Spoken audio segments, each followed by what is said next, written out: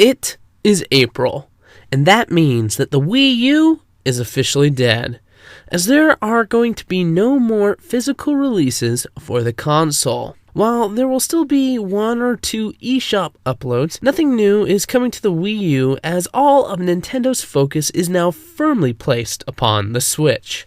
And who can blame them? The Switch is having a tremendous launch in both sales numbers and having one of the highest rated games of all time in Legend of Zelda Breath of the Wild. The failures of the Wii U already seem to be fading quickly from public memory, which is good for Nintendo, but for some of us, we love the clunky, gimmicky console that never stood a chance. There have been enough videos about the problems that have plagued the Wii U, so I wanted to make a video about my love for the beleaguered console. I am not saying that there weren't problems with the Wii U, there were plenty, but this video is about my experience and how I enjoyed the Wii U. Number 1.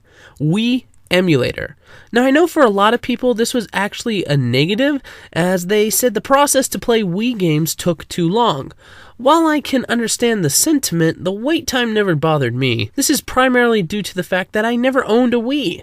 A big part of the reason I bought a Wii U was so that I would be able to play the vast library of games on the Wii system. It didn't really matter to me that the Wii U never had a whole bunch of games because I could content myself with the classics from the previous generation. Number 2, great games. Now, while the selection of games on the Wii U was a tad sad, with repeated stretches of time having nothing released, you can't argue that a lot of the first-party games were of pretty high quality.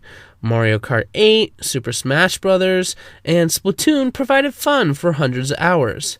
There were overlooked classics like Donkey Kong Country Tropical Freeze and Pikmin 3. Some ambitious projects like Bayonetta 2, Xenoblade Chronicles X, Captain Toad Treasure Tracker, and The Wonderful 101.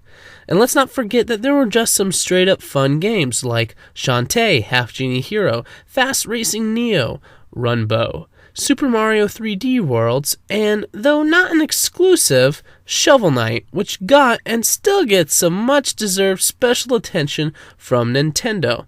Plus, The Legend of Zelda Wind Waker got a wonderful HD remake, and so did Twilight Princess. And at least the Wii U went out with a bang with Breath of the Wild. This is not the greatest list of games ever for a console, but you do have to realize that there are still enough quality games on the Wii U to have a really good time. And I, for one, have had a pretty good time with my Wii U. Number 3, Gamepad Maps. Let's be honest, the gamepad is not the most comfortable controller ever made, nor was its functionality truly utilized. However, that still didn't prevent me from enjoying the living daylights out of the fact that I didn't have to pause my game or go to a menu to look at a map. Want to make sure you're heading in the right direction in Wind Waker or Black Flag? Just give a quick downward glance to your trusty navigator of the gamepad, and you'll know exactly what to do and where to go next. Some may have not liked looking at two different screens, but when it came to maps, it was a dream for me. Number 4, unique experiences. Again, this was not used to the level we Nintendo fans would have hoped, but the gamepad did open up some opportunities for some gaming experiences we had never had before.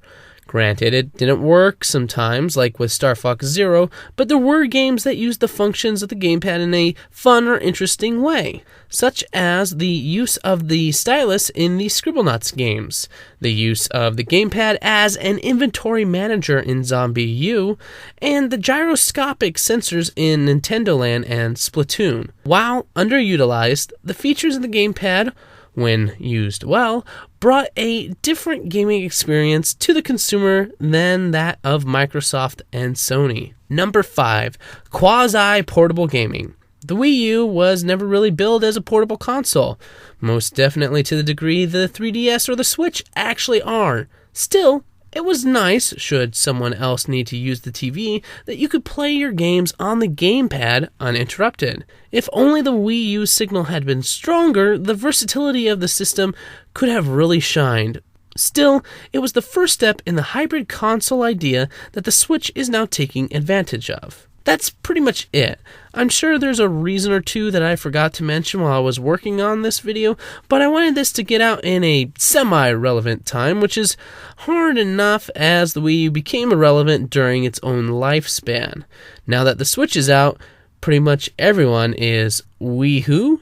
Bad pun aside, I really have enjoyed owning a Wii U, and even though I haven't had the console for even 2 years yet, I still feel that I got my money's worth. But again, that has a lot to do with the fact that I can play a plethora of Wii games on the console. Regardless, feel free to let me know in the comments how you have felt about the Wii U. We all know the shortcomings of the console, so please try to focus on some aspects that you enjoyed. But hey, if you just want one last shot to rail at Nintendo's failed console, please do so. This is the OutcastWriter signing off. Thank you for watching this video. Please feel free to subscribe. I'm going to be having more content coming out soon. I'll be giving my thoughts on the recent Beauty and the Beast movie, plus I'll have a video game review for you guys. There's going to be a lot of exciting changes coming up soon for the channel, so stay tuned for an update sometime later this month. Again, thank you for your support, and remember, what we create matters.